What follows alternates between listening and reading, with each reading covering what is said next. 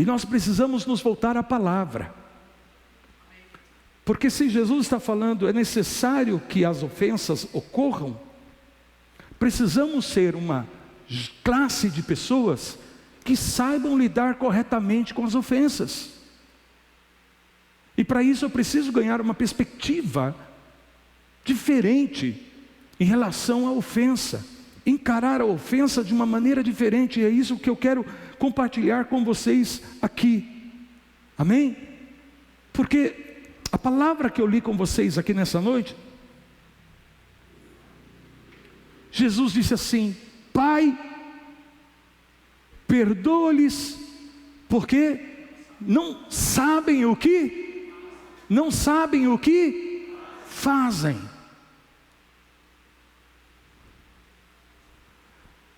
Eu confesso para vocês que durante muito tempo eu entendia essa oração da seguinte forma: eu achava que Jesus estava dizendo: Pai, perdoa eles, porque eles não sabem o mal que eles estão fazendo.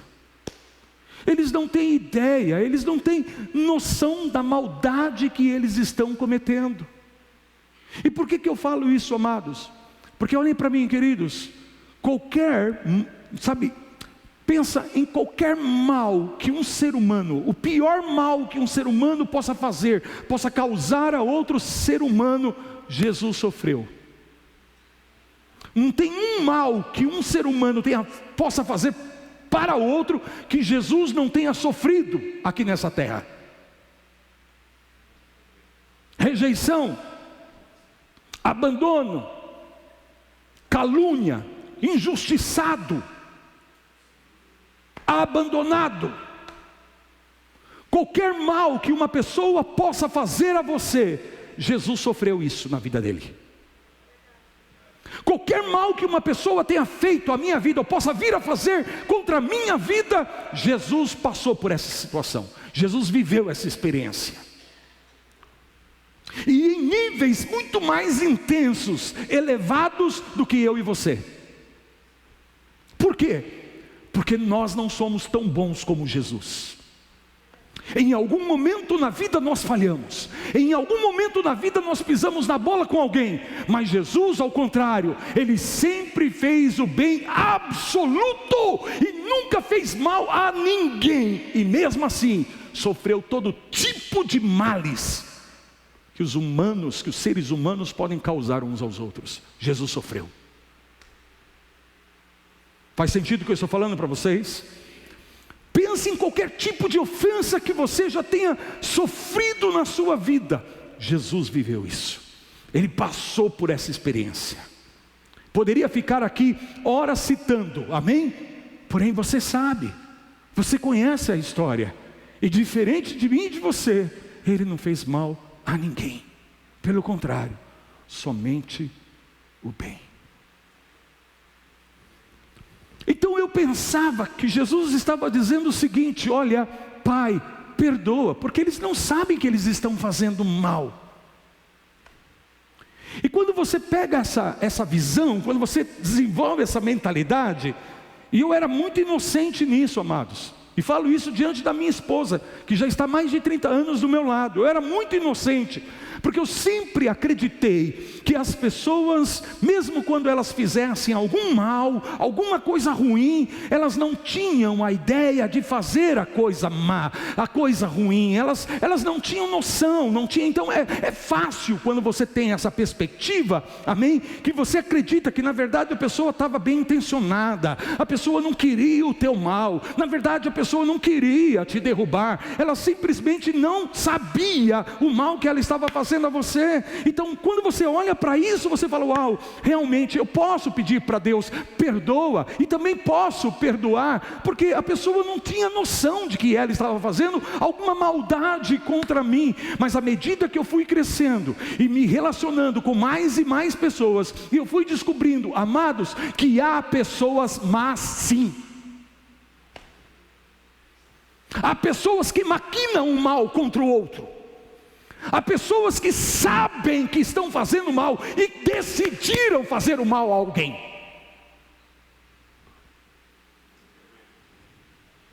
Então pare e pensa aqui comigo.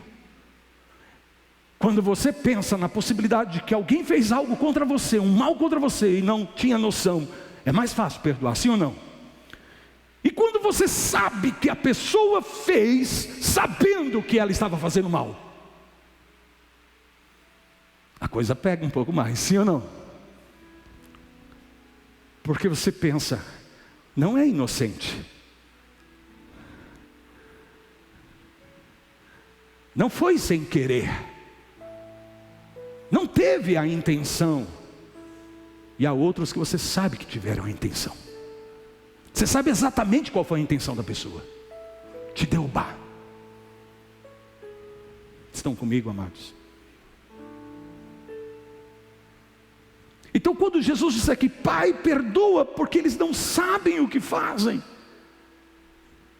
Sim, Reginaldo, uma grande parte não tinha noção que eles estavam fazendo mal para Jesus. Mas também uma grande parte sabiam exatamente que estavam fazendo mal. Decidiram fazer o mal. Mentiram. Forjaram provas, estão comigo? Inventaram coisas. Pagaram pessoas. Então elas estão conscientes de que estão fazendo algo ilegal. Você não pode dizer que essas pessoas são inocentes, porque elas pensaram, planejaram de maneira maligna. Estão comigo, amados? Quantos de vocês conhecem o Evangelho?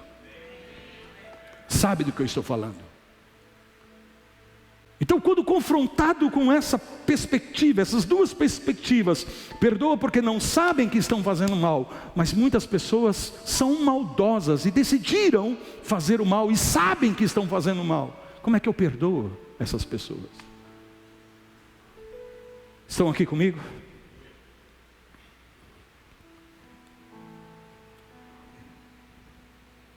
Deixa eu te dar uma visão aqui. Jesus, ele sabia que a sua missão aqui na terra era ir à cruz. Ele tinha consciência disso, de que a sua missão era ir para a cruz. E se ele tinha alguma dúvida em relação a isso, no Getsemane, no jardim do Getsemane, essa dúvida foi resolvida. Quando ele pediu ao Pai, se possível for, passa de mim esse.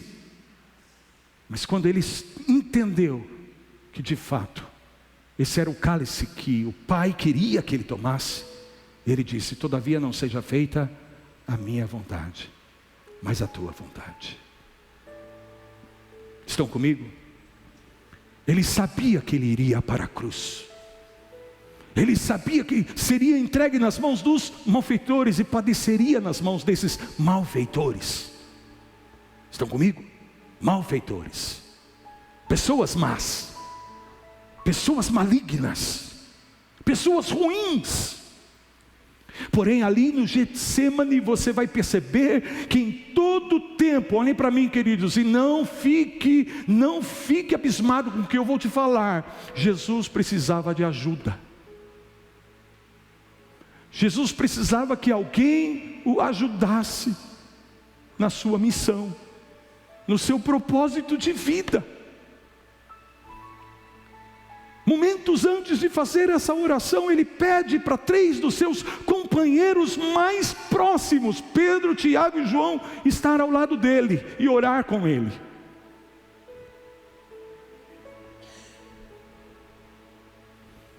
Ele sabia para onde estava indo. Ele sabia que havia um propósito para a vida dele aqui na terra, que havia uma missão a se cumprir e ele precisava de pessoas que o ajudassem. E aí eu pergunto, quem seria essa pessoa que ajudaria Jesus na sua missão, no cumprimento do propósito da sua vida? Pedro. Na teologia de Pedro, na mentalidade de Pedro, jamais Pedro iria ajudar Jesus a ir para a cruz. Pelo contrário, tudo que estivesse ao alcance dele para impedir que Jesus fosse à cruz, ele faria. Tanto que ele tirou a espada e cortou a orelha de Malco. Lembram disso? Porque ele estava ali decidido a não permitir que Jesus sofresse, que Jesus morresse na cruz, que Jesus cumprisse o seu destino, cumprisse a sua missão. Então, na verdade, aquele que estava ao lado de Jesus não estava ali para ajudá-lo a cumprir o seu propósito, mas por não ter entendimento, ele queria afastar Jesus do propósito. Tanto que quando Jesus revela que seria entregue nas mãos dos malfeitores, o que Pedro falou? Mas jamais, Senhor, mas isso não vai acontecer nunca. Para trás de mim, Satanás. E era amigo, era companheiro, estava ao lado de Jesus. Olhem para mim, queridos, não se assuste com o que eu vou te dizer. Nem toda pessoa que te ofende é tua inimiga, e nem toda pessoa que te ajuda é tua amiga. Você precisa colocar isso em perspectiva, porque imagine se Jesus chegasse para os discípulos em algum momento e dissesse: olha gente, nós vamos ter que tratar com Judas porque ele é um ladrão, ele é um demônio entre nós, nós precisamos excluí-lo daqui, porque ele não tem um coração firme. Estão comigo? Porque Jesus sabia como era o coração de Judas. Mas quando Judas vem beijar Jesus como um sinal da sua traição, Jesus diz para ele: o que queres, amigo? Porque a espada do seu companheiro Pedro não ajuda Jesus a cumprir o seu destino, mas a traição do seu amigo Judas o aproxima do seu destino. Eu não estaria aqui hoje se não fosse por conta de algumas ofensas. Eu não estaria e não seria quem eu sou hoje se não fosse por conta de alguns percalços. Eu não estaria aqui hoje e não seria quem eu sou, fazendo o que eu estou fazendo, da forma que eu estou fazendo, se eu não tivesse sofrido algum tipo de pressão, de resistência. Porque algumas pressões, algumas resistências, algumas ofensas, na verdade me colocaram foi exatamente no caminho do meu destino, do propósito de Deus para minha vida, que foi dolorido sim, que machucou sim, mas me impulsionou para a direção certa, para o lugar certo.